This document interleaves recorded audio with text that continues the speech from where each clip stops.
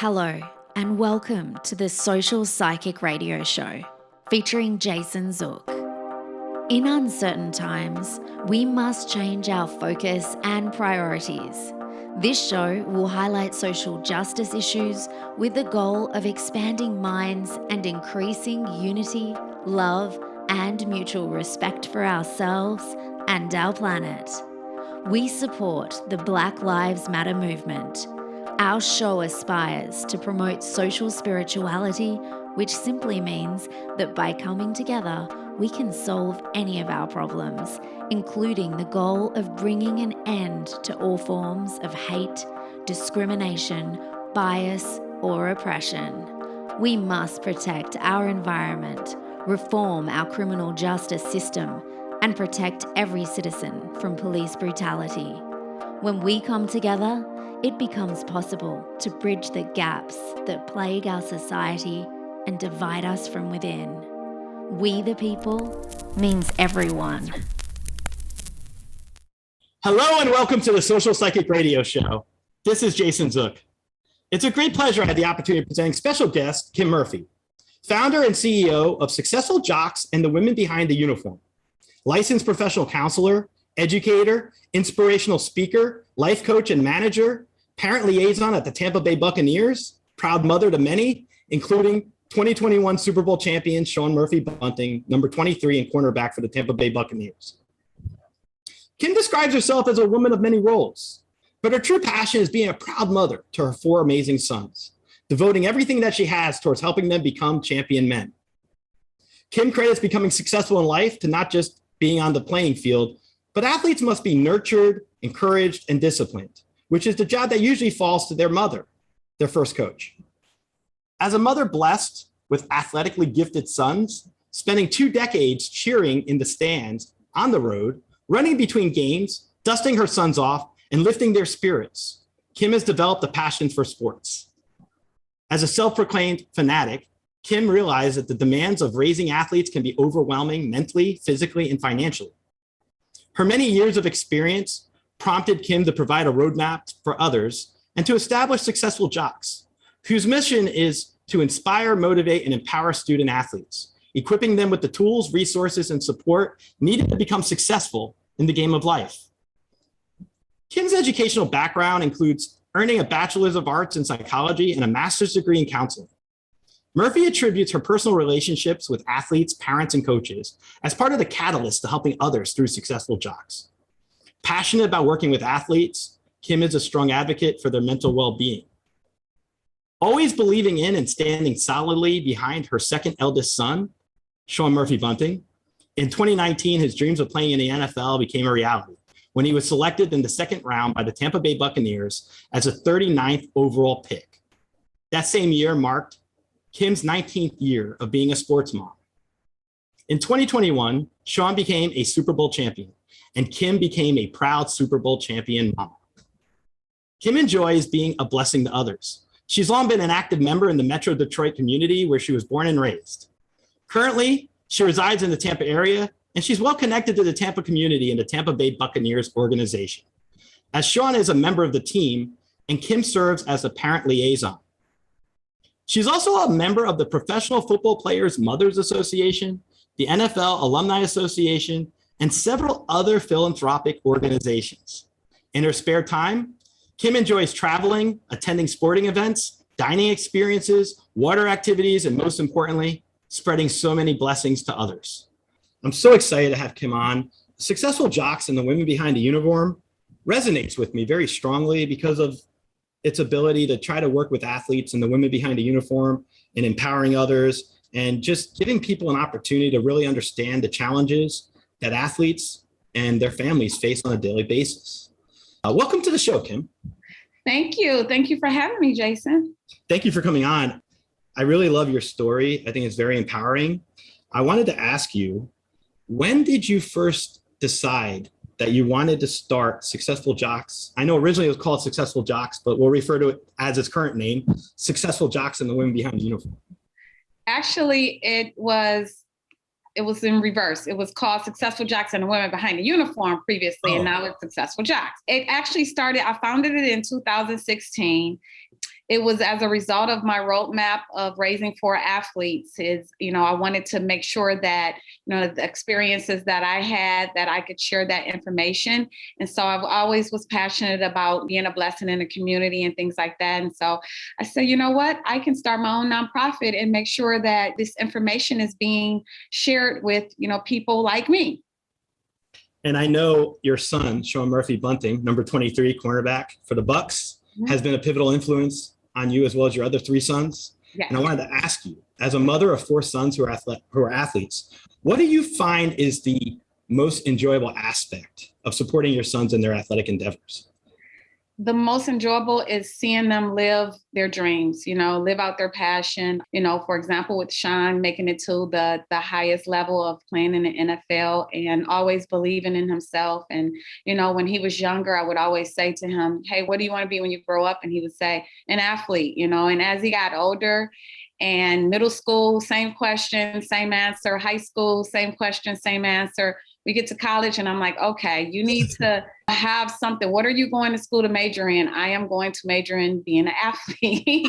So he knew that he wanted to be a professional athlete and he worked towards that. And seeing him in particular live his dream, one of the biggest accomplishments, knowing that that was something that he wanted to do and he stuck with it and he made it come true.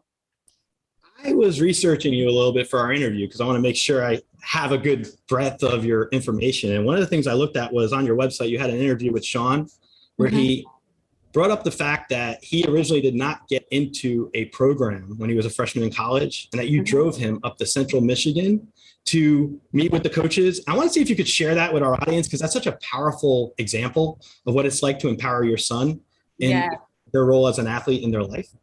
Yeah, so Sean actually was a 3-sport athlete. He played baseball, football, and basketball on a high level. Played, AAU, travel baseball, 7-on-7 football. So he's always busy. And during that time when it was time to get college scholarships and get looked at by colleges, in the summertime, he was playing baseball. So, football, that's when the scouts are out there, 7-on-7s and things like that. So we kind of missed all of those deadlines and all of those things because he was playing different sports. And by the time he got to his junior year, it was actually the summer of his junior year, going into his senior year. It was at that point where we're like, hey, you don't have, where are you going to school? You don't have any scholarship. You don't have anything. We need to do something about this. So I get in my car. I drive him. I make up time. We ended up picking a sport. He ended up saying that he wanted to roll with football. So, because at one point he didn't know which one he wanted to play. He had to make up time. So now he wants to play football. So now we have to go do the 7-on-7s and things like that.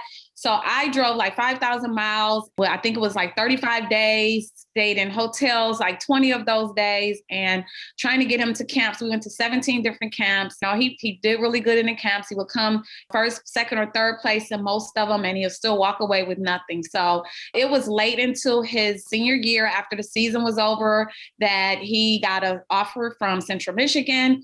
And it was a gray shirt offer. And at that time, the head coach actually came to watch him play basketball. It was a basketball game. And we were supposed to go for an official visit that weekend. And the coach ended up resigning. And so we didn't get that opportunity. And we get a phone call the next day saying that the coach is resigning. I'm like, what does that mean? And, Sean's like, what does that mean? And he's like, well, your offer actually went with the coach because you haven't signed the letter yet.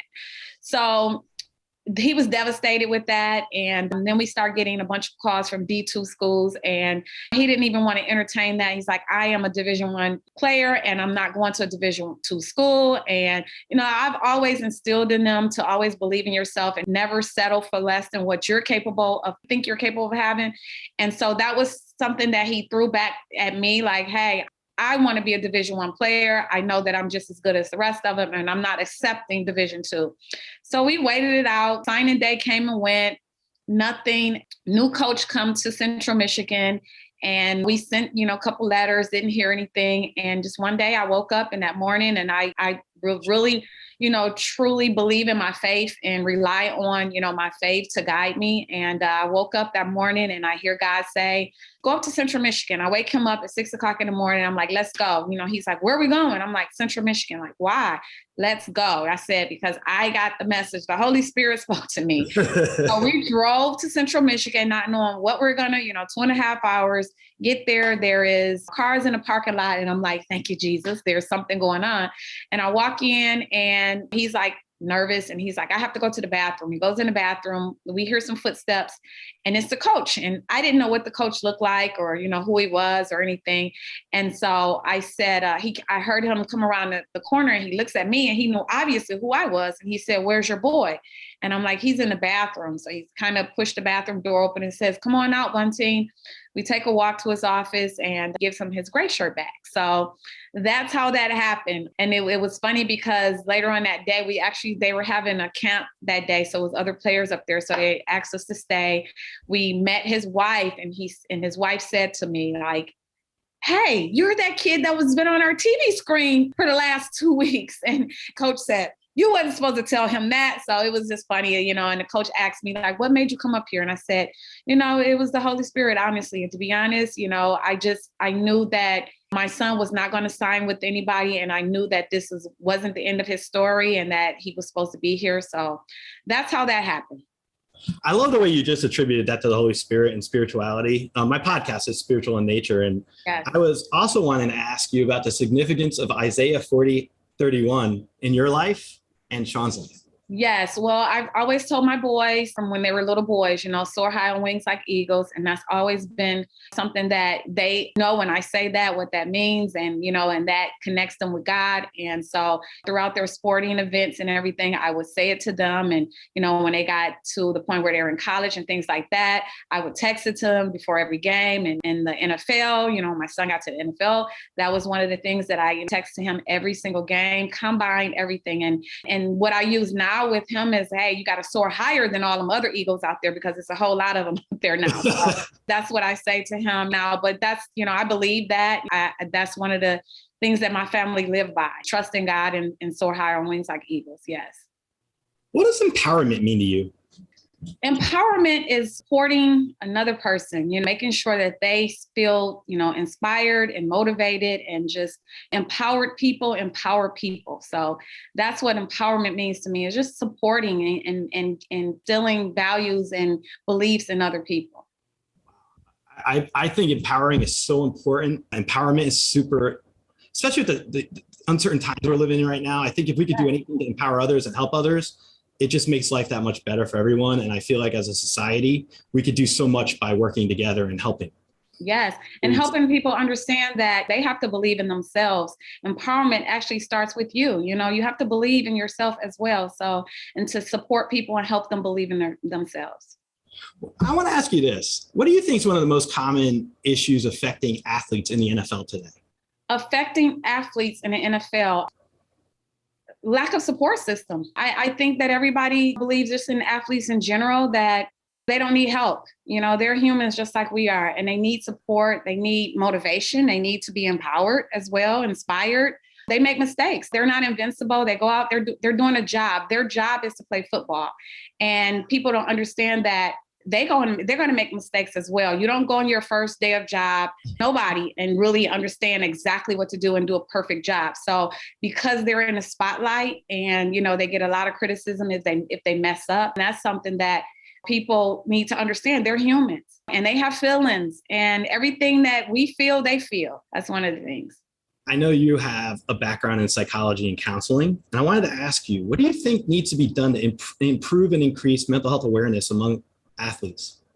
Well, I think that stigmatism around, asking for help, something is wrong. Because I remember doing a study back when Sean was in college, and I've always been passionate about working with student athletes. And so when everybody's watching the game and excited about that and getting entertained, my first thought is always, what are they thinking? What are they feeling? Are they nervous? What's going on in their head? And now, especially with my son being in the NFL, I actually know what's going on. So, but, I know his feelings. I know what he's telling me. I know what he's thinking after the game. I know he's thinking thinking during the game. So, I did a study when he was in college, and I asked probably about 15 student athletes, and they were football players in particular, that asked them about that. Like, how often, some of the questions, like, how often do you need support and, you're kind of scared to get the support? Like, do you ask for help? And a lot of them said they will never go into the student counseling center because they don't even want to be seen near the counseling center. I had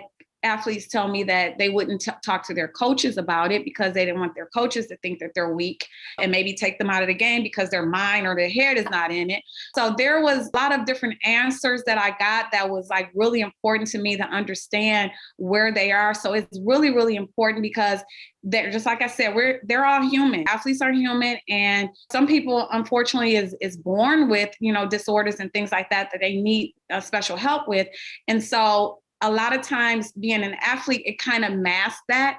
So they don't get an opportunity to deal with those issues because they're dealing with all these other things. And they go home, and after the lights are turned off and the game is over and things like that, then this is when all these things come up. So I think it's just really important to come up with a way to, be able to have athletes. And my idea is just doing things, even like phone calls, even, I call them 15-minute mini vacation type things, where I do with a lot of the players. I mean, they can call me and they can get an inspirational speech for 15 minutes on, hey, you do better next time, and this is okay, and don't worry about that, and all these things. And that just helps to let them know that I care, especially as a mother figure, and that they're supported. Wow.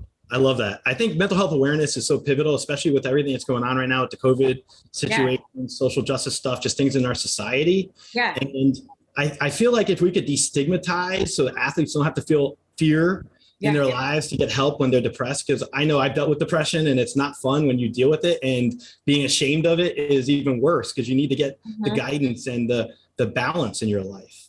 The public puts athletes on a pedestal and they think that they have all the answers to everything in their lives. And then you'll see behind that facade, people probably silently suffer from mental health issues, being depression or whatever the issue might be. And I feel like for optimal opportunities for our athletes, we need to take that stigma and reduce it and do whatever possible to empower people to embrace supporting our athletes when they have issues, and not creating negativity, like even with the Olympics, the situations that we've seen there. And I feel it's important and pivotal. And I think your charity has a big role in possibly doing that, kind of letting athletes know it's okay to let your hair down. It's okay to say you have stress and anxiety. Yeah. And I think that's so important. Do you think in the future there will be more mental health awareness throughout the NFL? I know they have certain initiatives and they're trying to do certain things by having, in May, it was Mental Health Awareness Month, and they had some athletes come out and talk about how they've dealt with things. Do you feel yourself as a parent of an NFL player, someone who's involved in multiple aspects of not only the Buccaneers, but the NFL itself and just your charity, do you think that there are changes on the way? Yeah, I definitely do. I think that they're doing a good job right now of, bringing awareness to it, because you have players out there that's not scared to talk about it anymore. Used to be kind of taboo, don't talk about it, but now there's players out there talking about it and they know that they need the help. So I think the NFL is opening up and doing a good job with trying to find ways to help. One of the biggest things that, like I said, with college students and things like that, it starts early. It starts in high school and it starts early when these issues arise. And I just think that, for me, with my program, and that's one of the things, is to give them a safe place to be able to talk about these pressures, that you can talk about these things. I mean, not in a counseling session or anything like that, but just getting fired and motivated through just me being able to understand what they're going through, because I've seen it and I've lived it. I think that's part of the puzzle. That's part of the equation, that improving things is being aware of it. Yeah. And I think it starts too with the small steps. I mean, you naturally are not going to get players to just walk in a counseling center, but creating hotlines and creating things like that where they can call just to start the process, to just be able to talk, and say, hey, I'm feeling some type of way. I just had a bad game, because after an NFL player play in a game, you can't believe what happens afterwards if they play a bad game. So it's all kind of things going on, which most of them don't pay attention to, but some of them do. So if you're looking at social media and you're listening to fans, they're bipolar. One minute you're the man and the next minute should go die or whatever. And so those are things that are really like players, that's hard, to be able to live that rocky road every week. I'm up this week if I play good, or feeling like if I have a bad game, I have to hear this, and, fans are going to be talking about me. And some players are not mentally strong. And that was one of the things that I made sure with my boys, that's what I work on constantly. And what my goal is with Successful Jocks is to make sure that mental toughness is important, and to make sure that I'm coaching them with that.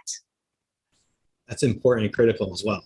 Yes, absolutely. What role do you envision Successful Jocks playing with organizations like the NFL, NBA, and NHL, for example, in the future?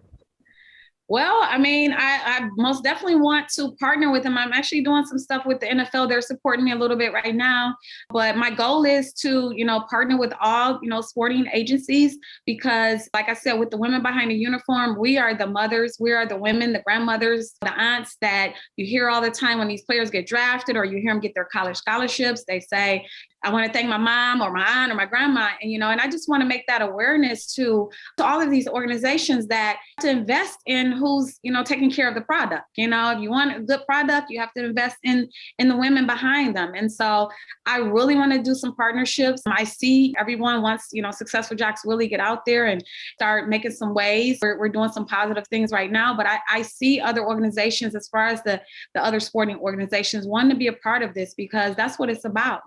And it's inspiring, motivating, and empowering student athletes to be successful, in the game of life. So providing those resources and those tools and the support, and who best to get that support from is the professional organizations.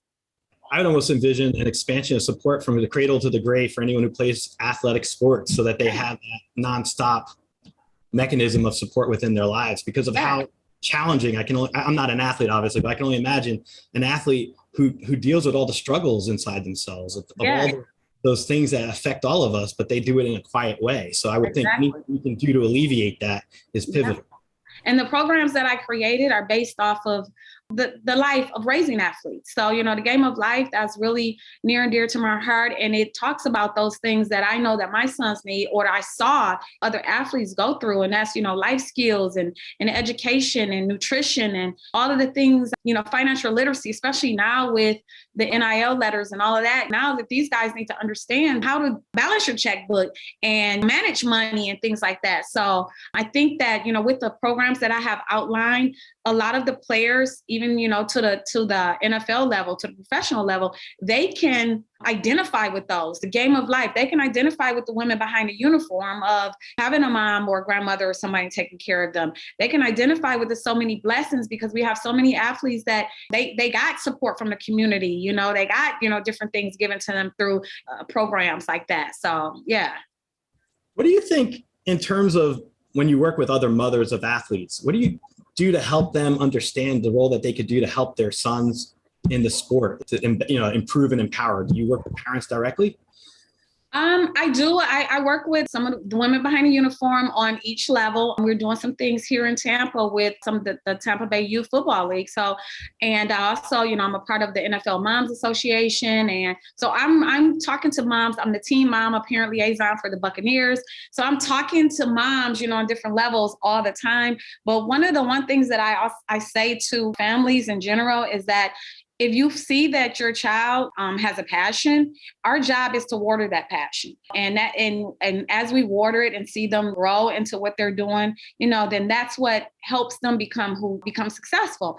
And with athletes in general, I always say, if you got to wake your son up and tell him to get up to go to practice, then, it's not for him. He's supposed to want to be successful, get up and get his stuff together and be ready to go. Okay. So those are the things that I share, is that you can tell a lot of parents want it for themselves and the kid doesn't want it. And so that's how you can determine whether it's your dream, or if it's, especially with dads, is it your dream or is it your child's dream to be an athlete? And if it's your child's dream, you will see that passion, and then your job is to water it. If it's your dream, then you have to have that talk with yourself and make sure that, and also have that talk with your child and make sure that if this is something that they're not passionate about, as far as giving it their all, to become a professional athlete, you have to eat, sleep, drink, and whatever else, whatever sport that is, to be great. And so you as a parent, we know that, we see that within our kids. That's so interesting you say that, because the level of sacrifice required Yeah. for Yes. anyone who participates as an athlete in a professional sport, it's all encompassing. Yes. And so the more you can support the endeavors of those individuals, the better it's going to be for everyone involved, families, the team, the community, Yes. everything. I think that's such a critical link. Yes. Absolutely. Connection. Absolutely. What is the goal of the So Many Blessings program, and how often is it compared to SMB? Well, actually, the So Many Blessings program was named after SMB. So it is his initials, SMB, So Many Blessings. And that program came about once he got drafted. I added that program to Successful Jocks, the nonprofit.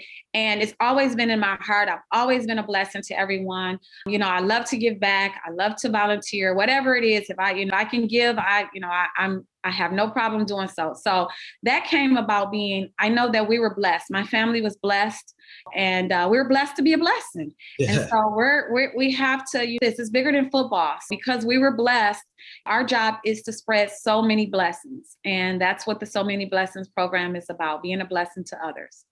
What's your favorite thing about Successful Jocks right now, as a CEO and founder of it, that you feel so much pride that when you think about it, you'll smile from cheek to cheek and you'll just feel this amazing. I am actually proud of everything that Successful Jocks is, stands for, because this has been my life. This is what, I dreamed of, is being able to, being a licensed professional counselor. I didn't like being on the other side of the desk, diagnosing kids with, disorders and things like that they had nothing to do with, really. And so my dream was I was always around sports. I was raised with brothers who play sports. My dream was to be in this position that I'm in right now, to be able to inspire, motivate, and empower athletes. And I'm doing that on all levels, from little league on up to professional. And this has been my life. I've been a team mom for, my son got drafted in 2019. I was that was my 19th year of being a sports mom. And so just to see, everything that I've done with my kids, and now I'm able to do that with kids in the community and, communicate with, professional athletes. And I think my ultimate right now is adding the Successful Jocks ambassadors to our program, and just seeing how these guys are responding to me and saying, yes, I want to be a part. How can I help? How can I help? So obviously I'm doing something good, and that makes me feel really good when I can see that they see the things that I'm doing, the programs that I have, and what I'm doing in the community is something that's near and dear to their heart as well. So I'm doing something good. I will say this. The words you use are empowering by themselves, successful, all the different things. And I believe positive mindset is so critical. Yes. And seeing the glass is half full instead of half empty can do a lot to help people envision the best experiences for themselves and the best outcomes, even when things get challenging and when you deal with obstacles. And I wanted to ask you, what do you do when you deal with a challenging situation in your life? How do you find the strength inside yourself to persevere? Well, my strength comes from God. First and foremost, I have to pray about it, and I pray every day. That's what, my footsteps are ordered. I truly believe that. And I have to pray, and then I have to listen. And I'm one that obeys, and I listen to God and I obey. So, that's whenever I go through some things, and I make sure that I know the Bible quotes that help me, I'm fearfully and wonderfully made, and all those things. I will say those things to myself and to inspire myself with that using God. So that's the most important thing with me, is that I'm where I am today because of my faith. And I just truly believe that, everything works for the good for God, and so I live by that. I love that. Yeah. How can the WinWin program improve the lives of student athletes in college? The WinWin program, and that program, just to give you a background of that, it started with Sean wanting to hold himself accountable for, working hard. He was an underdog to get to the NFL, and he wanted to make sure that when he got here, that he still worked hard to continue to keep his footing in the NFL. And so he put that together, and he says, hey, for every interception, for everything performance-based, what I do, I want to give back and we can create a scholarship program. And so it started with that. And it also kind of had my twist on it when I saw so many players out there in high school and things like that, in college, that never made it to the next level, but worked just as hard as everyone else. And so I wanted to make sure that those kids felt special as well. So if you didn't get a Division I scholarship, or you didn't get an opportunity to go to the next level with a scholarship, we wanted to make sure that you knew that you were special and that you worked really hard and that you're deserving of something as well. So Sean is working hard. And now that I have these other guys aboard, we're going to be doing some more scholarships and things like that. So they're working hard out there to make sure they're inspiring other student athletes to continue to work hard, whether or not you make it to the next level and college level or the NFL, but continue to work hard to be successful in whatever it is that you're trying to do in life. So that's how that program came about. And it's a win-win for all of us. So that's how the name came. Mm-hmm. I was looking at one of your press releases. I know you can't see it much. I was looking at it. $10,000 awarded in scholarships to local college-bound high school athletes in Tampa. And you're walking the walk. You're not just aspirational. I love that you can directly help students in need with $5,000 scholarships for 2 students. Yes. How We actually did 2 here in Tampa, and we did 2 back at his high school in Michigan. Okay. So we did 20,000. Yes. Congratulations. That's amazing. Mm-hmm. How did you raise the money for the scholarships? 10,000 was donated from Sean from his interceptions. So he did interceptions and pass deflections. That money was donated from him. And then the Buccaneers actually matched it. So that's how we got 20. Wow. And 4 students benefit from that. Yes. And our goal is to continue. Yeah, and our goal is to do it every year. So our goal is to ultimately pay for their college education. We're following them. I keep close tabs on them. I talk to them all the time, and they're letting me know how it's going and everything with school, going back to school now and everything. So our goal is to make sure that we're inspiring, motivating, and empowering them throughout the year. And every year we're going to continue to, if they meet the qualifications, we're going to continue to give them the funds until they graduate. And in reference to what you're doing right now with everything with these different programs, I know you mentioned the ambassador program. Can you explain that to our audience a little so they're aware of it? Okay, so the ambassador program is just rolling out. It's just started this week. We're actually going to be doing a press release in a couple of weeks or whatever, right before the season, maybe next week. Oh, wow. But yeah, I thought about how we can make a real difference utilizing athletes that do not have charities for themselves. And so Sean and I was having a conversation about it, and he's been the face of Successful Jocks, since, I started it or whatever. I love to help everyone else. So that's my goal, is to inspire, motivate, and empower. And so I'm like, okay, so what about the guys that don't have charities? And Sean was like, yeah, a bunch of the young players on our team, especially the DB Corps, they don't have charities, and, it would be a good idea to try to get them under one umbrella. So you can help them, because he's always mine. Can you help this person? Can you help that person? And so I said, yeah, that would be a good idea. So we actually had the conversation with them. I had a conversation with their moms, and they were like, oh my God, that is a wonderful idea. Let's roll this out. So I pretty much had 6 or 7 guys already like, yes, I want to do it. I want to do it. And then the more that I talked to people, and I was talking to different agents, I talked to Sean's agent about it. Hey, this is what I'm doing. It's like, oh my God, there's a need for this. There are so many young guys that's not a part of a charity, and it's hard to start a charity and run a charity, especially when you just get in a league. So then he started connecting me to other guys. And I have the Buccaneers, I have players from I have a couple of Chiefs, I have players from everywhere calling me. Every day I'm getting calls. And so we're going to roll it out. And what we're doing is just trying to have a family, do a charity under one big family, and to be able to do events with an umbrella of players instead of one player. So to make a big difference, when it's a group of players together, will make a big difference. And so that's what we're trying to do, make a huge difference in the communities, not only in the community of here in Tampa, but we're also going to be doing things in each player's hometown. So where if they want to do something for their college or in their college town, we're going to be doing some things there, and high schools and things like that. So just getting together under one umbrella to make sure that we're making a big difference, a huge difference. And that's a unified message of positivity for the public and for aspiring athletes. So that's a win-win for everybody. Yes. It is. And then who else better to inspire student athletes or youth than professional athletes. And so we're also opening it up to college athletes as well, because we have a bunch of these high profile college athletes that's now signing all these NIL letters. And the biggest thing is to help them understand what charity is, what giving back is, and to connect them with a charity and teaching them about philanthropy and the importance of giving back, And so that's what a lot of them don't know. They don't have a clue.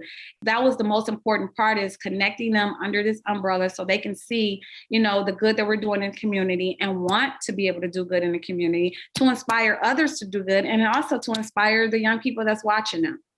Keep in mind too, when you're doing that, it's pay it forward, right? Yes. Anytime you do pay it forward, it becomes contagious in a good way. And absolutely. So you're creating so many abundant opportunities for people, not only the athletes to feel that extra connection outside their sport, but then also the people who are the beneficiaries of it. And so that's a huge win-win. Yeah. I'll tell you this, as we're talking, I pick up stuff as a psychic. I'm a lawyer and a psychic, but I'm going to tell you something. As we're talking, I feel like you're going to have liaisons in all the teams eventually. Yes. I would be surprised if Successful Jocks isn't across the entire NFL. It will be. That's what I see. Successful Jocks is going to be branded. Successful Jocks is trademark right now. I'm branding it. It's going to be, we're getting, women under it, WNBA, and it's going to be sports, all sports. I'm going to have Successful Jocks in all sports. It's going to be one big family to make sure that we're making a difference in the community, and it's bigger than whatever it is sports that they're playing. And I also wouldn't doubt if you do a conference or something, some type of convention in the future, like on an off season where you have athletes involved and you have aspiring people and the media and all that. I can see that something else next year sometime. Yes. I throw that into my interviews on occasion. Absolutely. I see Successful Jocks. The sky's the limit for us. You can have a book too, by the way. I'm that type. I'm just that person that, I never give up, and I believe that I can do all things. So Successful Jocks is going, where I'm taking it as far as I can take it. And you're a very proud mom. I am. Super Bowl mom. Right? I am. Of the team and of your son? Yes, I have a new title. My title used to be Proud Mom. Now my title is Proud Super Bowl Champion Mom. I love living in Tampa. Every team we have is a champion team right now. Yes. It's a beautiful thing. Absolutely. How can our audience get involved in Successful Jocks? How would you recommend, let's say someone's not an athlete, but they're listening to our broadcast right now and they are really inspired by what you're doing and they want to get involved. How would you direct them to get involved? Well, first and foremost, spreading the word is, social media right now. That's what we're trying to do, is build up our followers and things like that, where people can see what we're doing out in the community. If you follow us, you'll see us posting what we're doing. I just did a birthday celebration for a kid, a 13-year-old kid last week. Actually, I had people calling me like, "You're not at the Houston game?" I'm like, "No, I'm in Tampa. I actually have a birthday party." I partner with Celebrate Birthdays, who go around in Tampa and celebrate birthdays for kids in foster care. And they had a special fan who was turning 13 that was a Buccaneers fan. And so we surprised him with Sean Murphy Bunting jersey and some signed autograph stuff and things like that. So pretty much that's what I want people to do, is just make sure that they're spreading the word, tweeting, retweeting, following us on social media. If you can support in any way with, purchasing the merchandise. I'm starting a branded line of clothes. So we have the first shirts up there and you have it on. But we also have, some other shirts that's going to be put on the website, and the proceeds goes back to our program. So that's most important right now. We're just trying to get awareness out there and just get people to support, our mission. I love that. I think it's just amazing when you can have so much come from one aspect of a charity or a nonprofit, all the work you can do, and it builds into life experience from you, creating so many positive opportunities for countless others. Yes. And that's got to be something you're very proud of, even though you keep working and you're diligent and you work hard. Yes. And your reputation is for such. I have to feel that you have to have so much satisfaction and just purpose. And I think when we have meaning and purpose in our lives, I feel like it gives us something that money can't give you, something that the reward and the internal positive aspects of things. And that's what I think you're representing with what you're doing. Yes, absolutely. I thank you for being involved and doing all these things in our community and for our team. I think it's very powerful. And you speak by example. That's huge. Can you tell us about your college tech essay contest for Successful Jocks? Okay, the College Tech Essay Contest actually was sponsored this year by Aptiv.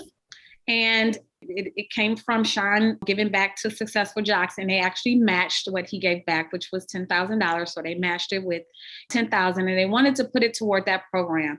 And so once again, I want to make sure that athletes are held accountable as well. And so I want them to understand that everything that they get is not given to them. So I created the essay contest so that they can do something to win something, not just get something. And it was important to me to ask questions about, what does it take to, become a successful jock? Or what does that mean to you? What does success mean? And things like that, because I wanted to hear, wanted to make sure that they understood what success means and what it took to get there. And so that's how that program came about. This year was a little struggle for us, though. We put it out there. We didn't get the responses as much as we wanted. I think I awarded the first time, 4 kids, I think, here in Tampa, and they won laptops. And so we put it out there again because I pretty much had like 10 laptops that I need to give out. And so I put it out there again, and the responses wasn't as great. So I'm trying to figure out right now how to restructure that program, because I still want to be lessened in that area to provide, technology tools to our youth. So we're working behind the scenes right now and trying to figure out a better way to get that out there. I love that. I want to ask you this. When you're looking at Successful Jocks, where do you see it expanding? I know we talked a little about all the teams and these different venues and opportunities. What other programs do you envision in the future that you haven't had a chance to do yet that you'd like to share with our audience and some ideas? Well, one of the programs that we have in the near future is that we're going to be doing these things called lunch lockers. And so my goal is to have a lunch locker individually, and it's snacks and Gatorade and whoever else I partner with, Nestle, Carnation or whatever it is, in these lunch lockers. And we'll be, giving these out to the youth and in different camps and things like that. But the ultimate goal is to be able to have a lunch locker in each one of the players of my ambassadors, each one of their schools, high schools or whatever, will have a lunch locker in there, and where it's for athletes to be able to go and get a snack before they get out of school and before they go to practice or in the morning or things like that. So really want to tackle that hunger, because there's a lot of kids out there that's an issue for them. And so especially athletes, I remember several times, and like I said, a lot of this actually is a reminder, or it comes from the experiences that I had. So I remember several times raising 4 athletes that I would get calls from, they just getting out of school and they're on their way out on the practice field. And they're like, can you bring me some food up here? I'm hungry, I'm starving. So I have to stop what I'm doing to take them some food. So that was one of the things that I wanted, and I was able to do that. There's a lot of parents and a lot of kids that can't make that phone call. That's one of my goals, is to be able to do that initiative to make sure that we have lunch lockers in each school or many schools, and for athletes to have a snack or have something to eat before they go to practice. How do you see the challenges that Sean's faced as an athlete, right? How do you view that in the prism of where you are now, where he's in the NFL, but how has that shaped where you want to offer guidance to other aspiring athletes and their families from what you guys went through, where you had to be that catalyst for him, that wind beneath his wings kind of thing? Well, I mean, like I said earlier, when you see that your child is passionate about something, you have to water that passion. You have to sacrifice, as a mother raising 4 sons and pretty much a single mother during the time. And it's a sacrifice. And I looked at it as, I knew that I could not afford college for 4 kids, and I didn't want them to go in debt, getting student loans and things like that. And I knew that they were great in sports. And so because of that, that was like my bank account. So I had to invest in that. Instead of dropping thousands of dollars in a savings account for them to go to college, I dropped money in my gas tank to take them to practice, or I paid for whatever camp it was or things like that. And just kept, watering their passion. So, for parents, it's not easy, and you have to believe in your child before anyone will believe in them. That was the one thing that she faced, is that, nobody really believed in him. He was an underdog. And I heard that from, especially going into, coming out of high school with no offers and things like that. And then going into college and leaving college early. There was so many different things that I heard, like, oh, he's not going to get drafted and he's coming from a small school. And why are you letting him do this? And, school is most important. And all of these other things that, could have got me to say, you know what, you're right, stay in school, this, and this. And so, but I didn't. I believed in him. And it was something that I instilled in them all their lives, is that, believe in yourself. And that's most important, and never settle for less. And so those things helped me help him develop the confidence that he needs to continue to believe in himself, and just seeing me and hearing me motivate him and telling him these things all the time. So I would say that to parents, just always believe in your child. Even when you heard, there were so many meetings that I heard in little league meetings on up to high school, middle school, that the coaches in there talking to the first day of parent meeting, and they're like, nobody in here is going to the NFL, so make sure you have fun and all of this. And I would be that parent kicking my son under the table, like, that he's not talking about you, not you, you're going. And so those were, and now I talk to these coaches and they're laughing at me, and I'm saying, hey, that's a message that you should not tell a kid, because you never know, because my son is living it. Have you ever woken up one day and pinch yourself and like, this is reality? This is where we're at.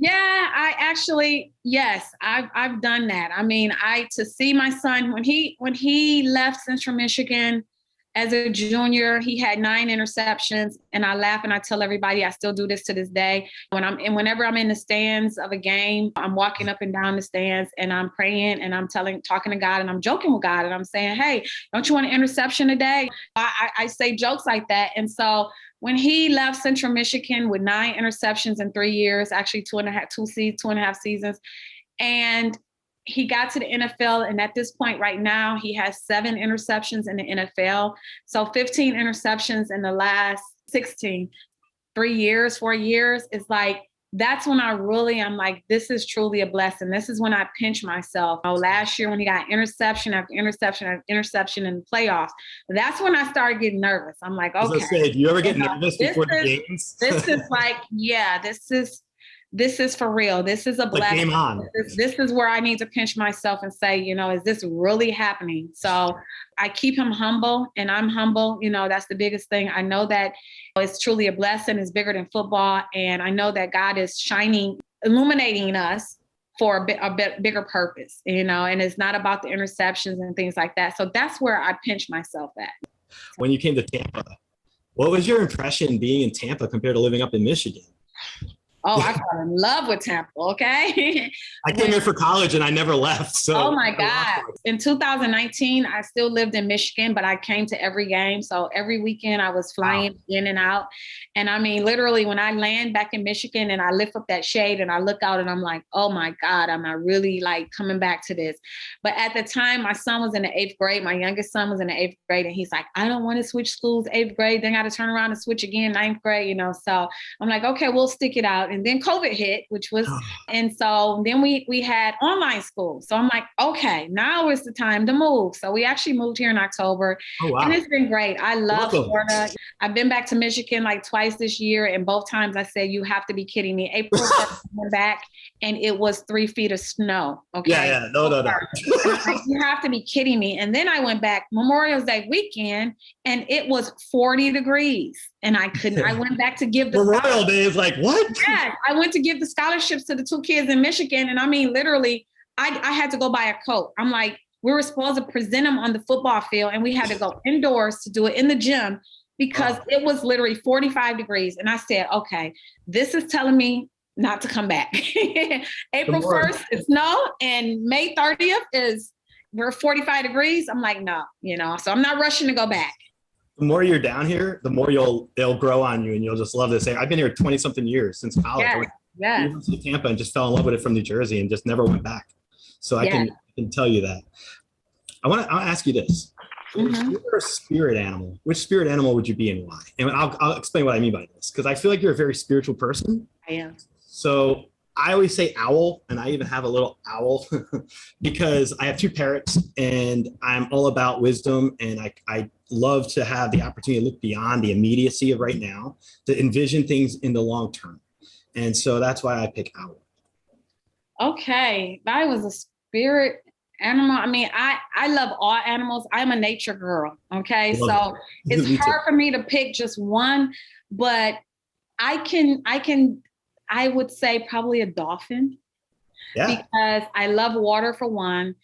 I love to, when I see dolphins, which actually I was in LA last week, and I mean, I literally saw 4 dolphins jump out of the water, like literally, like I was at SeaWorld. And so when I see dolphins, I see God, I see nature, I see water. And so that just connects me and makes me feel closer to God when I see his beauty, and I call it his beauty. And so I think, I just like the playful nature, peaceful, they're peaceful and they're fun and they're family oriented. It's always together, in a family. And I would say a dolphin. I love that. I love that. Who's been the most influential person in your life and why? I would say my mom. My mom, and she's smiling down from heaven. She was my everything. She taught me how to do everything, to be a well-rounded person. She taught me you treat everyone with respect, no matter what. She would always say, I don't care if it's a homeless person on the street, you always speak, because you could fall out right in front of that homeless person, and that would be the person giving you mouth-to-mouth restitution. What, the word I'm trying to say. She said, you would always speak, always be polite, always say good morning. So the values and the things that she taught me was just something that continued to live with me. And I'm sharing those things, and I'm raising my boys to be the same way, is, to be respectful and to be the best people that they can be. And so it goes beyond whatever it is that their profession is. It's what do you have in your heart? So I would say my mom. She's probably one of the most influential people, and she's probably the core values that you're instilling on everyone else. Yes, absolutely. I can see that very easily. I'll say this. I had a premonition, when the Lightning won the Stanley Cup, I went for a walk, and I had a premonition that the Bucks are winning again this year. They are. So I had that premonition last year. Okay. They're going back. Prediction that it's going to be a 2-year, and maybe who knows what else, but I'm excited to see the upcoming season. And I think what you're doing with Successful Jocks is just so pivotal to everything that our athletes need, our future aspiring athletes need, and the family supporting them. And I think everything you're doing right now is so pivotal and important. I keep repeating the same word because I'm excited, but I think what you're doing right now is just so instrumental in helping in so many ways the future of our athletic teams, the individuals, and everyone supporting them. And I thank you for coming on the show today and sharing your message and your positive embrace of working with one another and just working together, collaborating. I think it's so important. And I think your message, I align with it 100%. And I encourage my audience to contact you, support you, do whatever we can. Thank you. Because of how important it is. Yeah. Everything you're doing right now. And I will open up as well to tell you that anytime you ever want to come back to promote Successful Jocks, I always tell my guests, I have an open platform for you. So if you have something you want to promote to my audience, I'm an open door. Okay. Well, thank you. Thank you for having me. This is something that I'm passionate about. Like I said, this is a roadmap of my life, and I've lived it. And coming from, educationally, being a licensed professional counselor, I know that it's important, and just living it right now, seeing the things that, NFL players go through right now is no different than what they went through when they were little league and middle school and high school and things like that. Just because they make it to the highest level doesn't mean that they don't need the support, and to utilize them to help others and bring other athletes and youth in general. Our So Many Blessings program is open to just youth in the community. So just to be a blessing and be able to mentor and inspire and empower, those guys or those kids is just amazing. And, so it's a win-win to be able to use these guys and to help them reach down and pick somebody else up. The same way with myself, the struggles and things that I went through, raising athletes. I want to be able to make sure that women don't go through women that's raising athletes understand, because it's a small world when it comes to that. We're in a unique situation, and people on the outside looking in, they have no idea what it's like. Absolutely. I just want to thank Kim for coming on the show today and sharing her message of positive empowerment. It's just so critical. Successful Jocks and the women behind the uniform. I encourage everyone in my audience to support Successful Jocks, support Kim Murphy. Everything that this charity is about, I feel, is so positive and such a strong message. Coming from a single parent family myself and understanding the struggles that individuals go through when you are in these kind of situations, I think it's so pivotal to have support. Our society, it does take a village. It takes a village of everybody. And I believe that what Kim's doing with Successful Jocks and the Women Behind a Uniform is she's an architect. She's laying down the framework to let so many people benefit in the future from her efforts. And I am just so excited that we can have this message shared on our platform and our audience. And every time you are struggling with something, think to yourself, what can you do to change your situation? How can you empower others? What does success mean to you? And what would you do to help someone else become successful? Check these things out, think critically about them.